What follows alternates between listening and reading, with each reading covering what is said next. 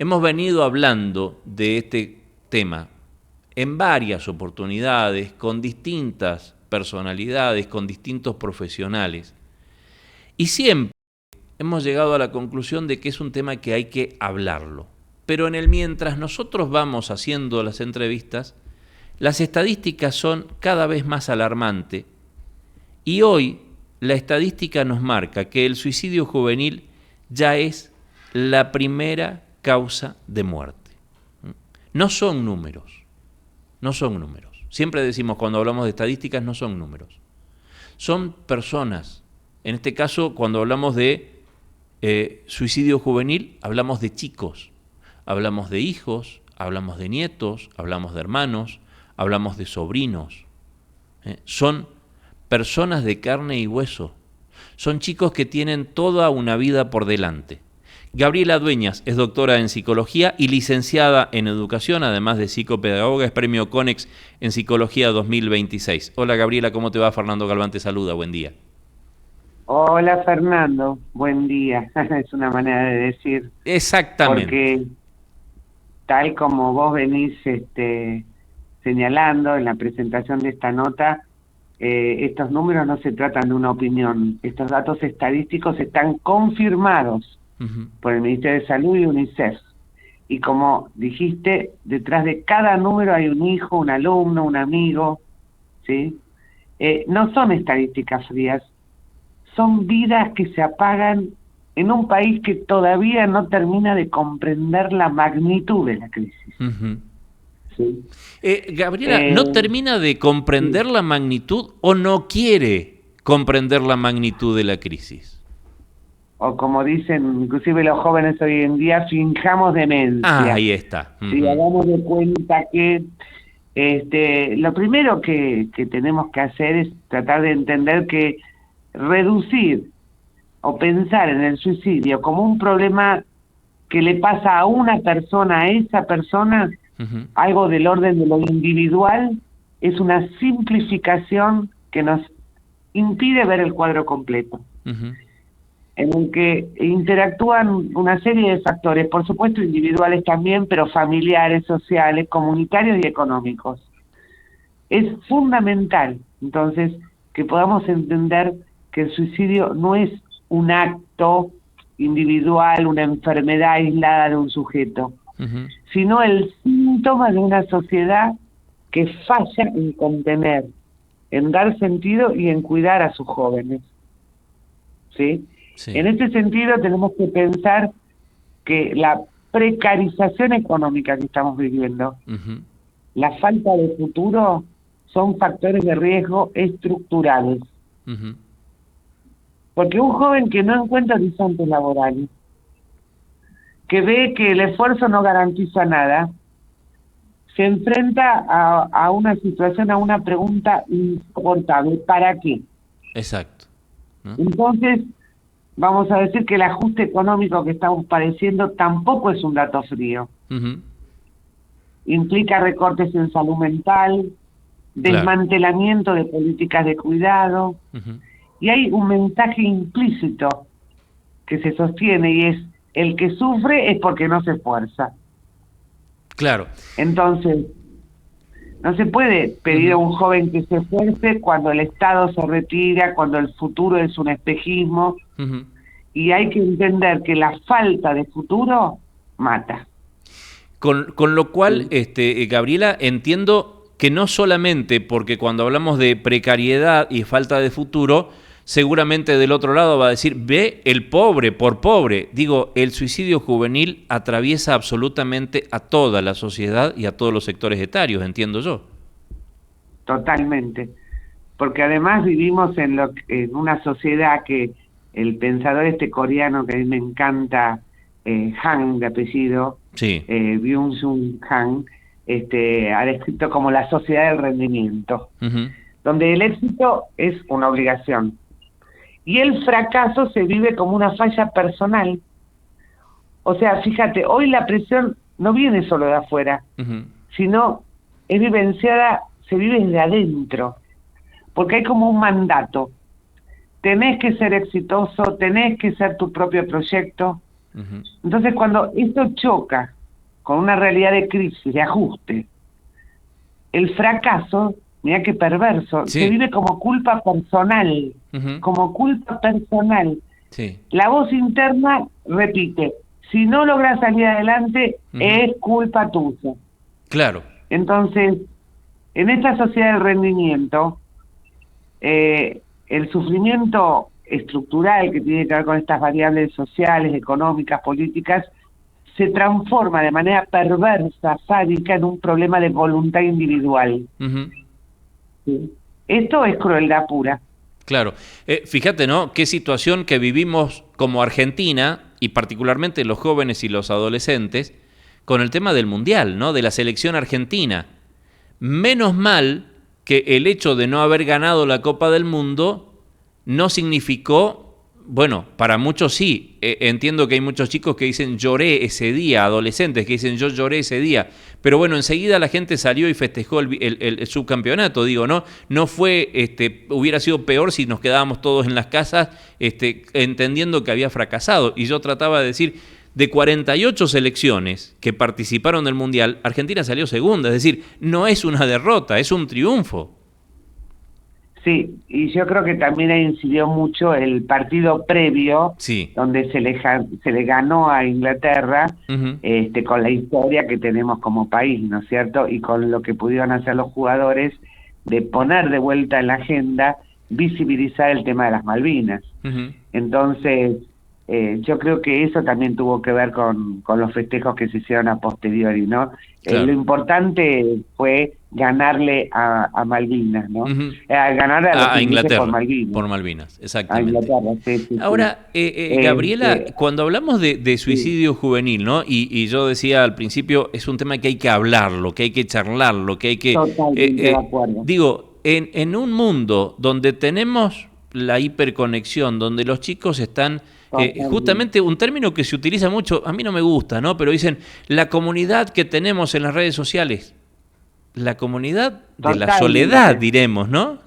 de la soledad, porque los jóvenes hoy están hiperconectados, pero más solos que nunca, Uh-huh. ¿sí? La comparación constante, la exposición a contenidos dañinos, la presión por mostrar una vida perfecta, les van generando una sensación de insuficiencia permanente. Uh-huh. Entonces, no es casualidad que en la era de la hiperconexión tengamos paralelamente, paradójicamente, una epidemia de soledad. Uh-huh. Pero ojo, las redes no son el problema en sí mismas, son el espejo de una sociedad que perdió el Claro. lazo social, Uh-huh. ¿sí? Y estamos ahí hablando de la ausencia de adultos disponibles. Uh-huh. Y entonces, sobre este tema a mí me gustaría decir que nosotros sabemos, desde el psicoanálisis, Jack Winnicott, que era un famoso pediatra, hablaba de la necesidad de un ambiente facilitador que contenga y oriente a los niños y a los jóvenes.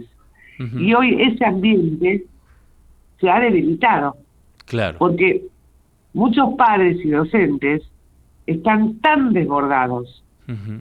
por sus propias angustias que les resulta muy difícil cumplir esa función de sostén. Claro. El resultado entonces es, de parte de los jóvenes, una experiencia de profundo desamparo. Están creciendo sin coordenadas, sin adultos que le transmitan un sentido de futuro. Claro. Ahora, con esto no quiero culpabilizar a los padres, a los docentes, Uh-huh. porque no se puede sostener a nadie, a un joven, si el adulto que lo sostiene está también en caída libre. Claro. Entonces, creo que acá es importante señalar que cuidar a quienes cuidan es parte de la solución de este problema. Uh-huh. En esto que vos decís, ¿no? La ausencia de adultos disponibles, los tiempos de hiperconexión, hay, así como arrancaste la entrevista diciendo, estos son datos concretos, ¿no? Son números reales, no es pensamiento o creencia. ¿Hay evidencia ya de que los jóvenes prefieren consultarle a la inteligencia artificial de estos temas antes que a un adulto, a papá, mamá, un tío, un primo, un abuelo? sí, totalmente, hay evidencia, hay datos que son escalofriantes, de verdad. Este, ahora, bueno, de memoria no te Sí. puedo reproducir, pero la cantidad de jóvenes que consultan, por ejemplo, sobre formas de autolesionarse o de suicidarse es impactante, es impactante. Entonces, hay que estar atentos. Acá lo que está faltando son políticas de Estado que regulen los Claro, contenidos de la red, claro. ¿sí? Ah, mira, ahora me encontré el dato. El 27% de los adolescentes, según informes del UNICEF, accedió en el último tiempo a contenidos digitales sobre autolesiones Sí, o va. métodos para quitarse la vida. Este es un dato fuertísimo, fuertísimo. Ahora, estamos también haciendo referencia, y hay que poner mucho el acento, es que todas las investigaciones internacionales muestran que para prevenir los suicidios hay que hablar, Exacto. ¿sí? Ojo, no dar detalles morbosos ni se Claro. trata de dar estadísticas, pero hay que hablar sin miedo, ¿sí? Hay que animarse a preguntar directamente y hay que generar espacios de pertenencia, como por ejemplo en las escuelas, en los clubes sociales. Hay que exigirle al Estado políticas de cuidado, porque prevenir el suicidio es ante todo, como yo digo en ese artículo que vos estabas comentando, tejer redes de vida. Claro. Y el suicidio, hay que saberlo, se previene. La vida se construye en red, no se trata de una pastilla ni de una intervención psicológica breve. Se trata de restaurar el tejido social. Claro. ¿Sí? Y para eso lo mejor que podemos hacer es hablar, sostener, cuidar y, como decía antes, exigir. ¿Sí? Exigir políticas públicas que partan de la idea de que este incremento de los suicidios, sobre todo en jóvenes, no son un problema individual de esos jóvenes, sino que son un profundo síntoma de una sociedad que viene priorizando el individualismo, la competencia y los ajustes por sobre el cuidado. ¿Sí? Gabriela, Recordemos que esto no se cura atendiendo a los síntomas si no se atienden a las causas. Claro. Es como la fiebre. Sí. Pensaba en esto que vos decías, ¿no? Tenemos en la Argentina un Estado prácticamente ausente en materia de salud mental. Los presupuestos de salud mental en Argentina son casi que inexistentes, ¿no?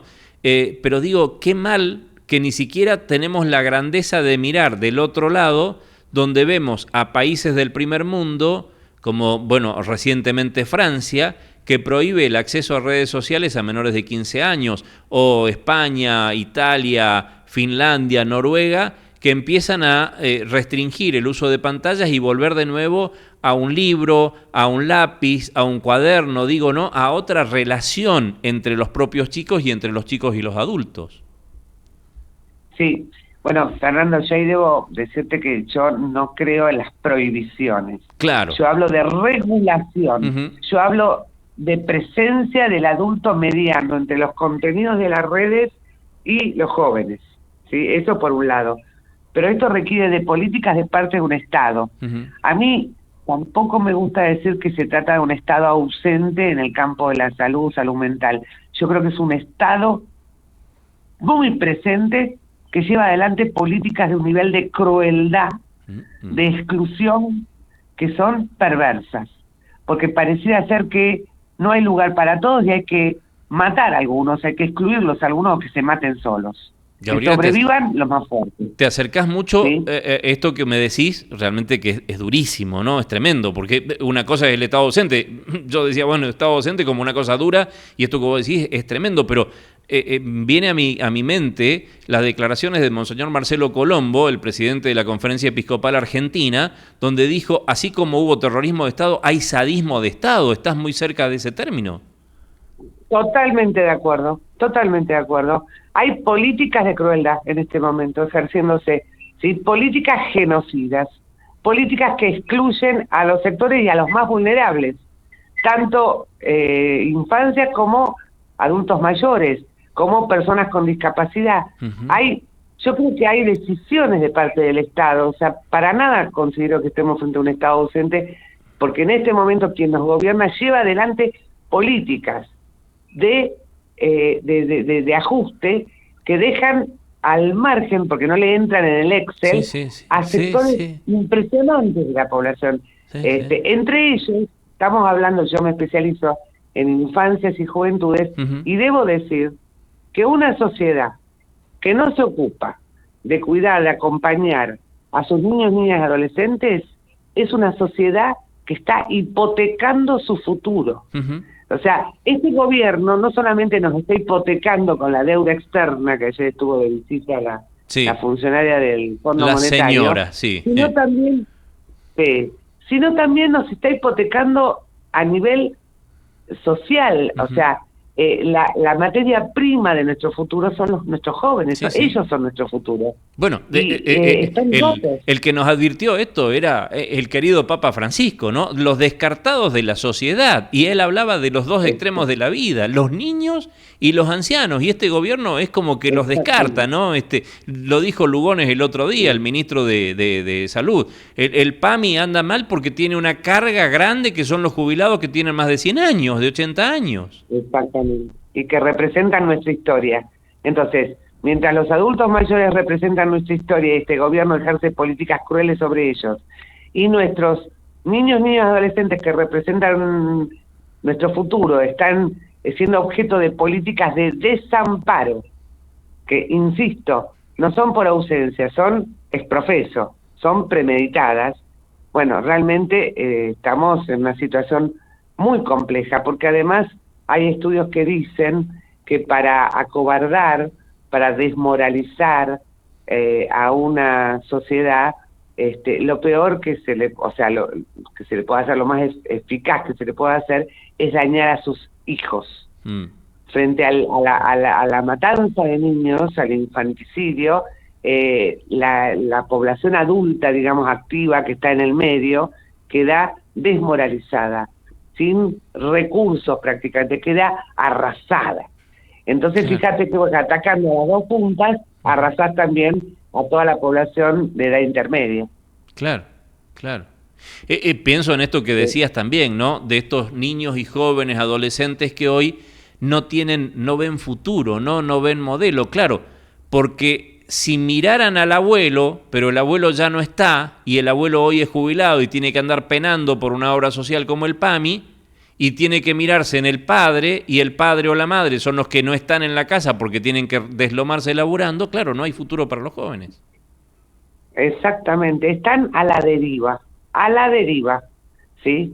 Y esto no es culpa de los adultos que están a su cargo, porque ellos también, o sea, los adultos también estamos atravesando tiempos muy críticos. Esto yo no dejo de subrayarlo, porque si no, de manera perversa, nuevamente se busca la culpa o culpabilizar a las familias, a las escuelas. No, señores, esto es un problema de políticas de Estado. Inclusive el tema de las redes, que es tan peligroso cuando vos dejas a un pibe solo a merced de las pantallas. Claro. Eso requiere de la presencia y la regulación del Estado, del Estado en primer lugar, como están haciendo los países del hemisferio norte, que bueno, yo insisto en que cuando vos prohibís, de alguna u otra manera, exacerbás el deseo. Entonces yo creo que lo que hay que hacer es regular, y se puede regular. Hay muchas experiencias en distintos países del mundo de cómo se regula el uso de las nuevas tecnologías, de las pantallas de parte de los jóvenes. Que vuelvo a insistir, no son las redes el problema. No. El problema es cuando un pibe no tiene un adulto cerca, una sociedad adulta que le haga de mediador entre esos contenidos de las redes y su mundo interno, ¿no? Que está en pleno proceso de estructuración, de construcción. Tal cual. Dando vuelta a la página y tratando de ser un poco más buenos, digamos, ¿no? ¿Qué hacemos? ¿Qué pautas tiene la familia, la escuela, la comunidad? ¿Qué podemos hacer? Más allá de que el Estado esté ausente o no, pero ¿qué podemos hacer nosotros desde donde nos toca, ¿no? Desde la familia, desde la célula básica de la sociedad. Exacto, como una estrategia que surja desde las bases. Yo creo que el acento tiene que estar puesto en escuchar, acompañar, contener. Mira, lo mejor que le puede pasar a un sujeto que está en una situación de crisis pensando en quitarse la vida, no es que le vengas con un sermón de la montaña, Claro. es que lo escuches, que le valides lo que te está diciendo, el sufrimiento que tiene, ¿sí? Y que le ofrezcas tu compañía, aunque sea en silencio, eso vale. Claro. Eso en un momento de crisis, ¿no? Lo mejor que se puede hacer es escuchar y acompañar. Ahora, para prevenir en términos generales, yo creo que como comunidad tenemos que fortalecer espacios, como te decía antes, en clubes, en plazas, en escuelas, en el contraturno de las escuelas, Claro. donde se generen espacios para hablar de este malestar que nos atraviesa a todos y a todas, ¿sí? Y de manera particular fortalecer a los adultos que están a cargo de los pibes, ¿no? Claro. Porque si ellos están atravesados por la angustia, como te decía antes, va a ser muy difícil, si están en caída libre, que puedan atajar a los jóvenes. Claro.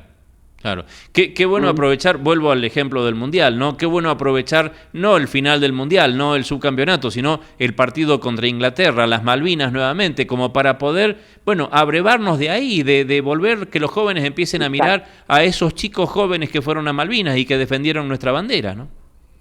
Vos fíjate que esa experiencia que volcó a la gente en las calles de todo, de norte a sur, de este y a oeste de todo el país, lo que ofreció fue sentido de pertenencia, más allá de las grietas, y de identidad.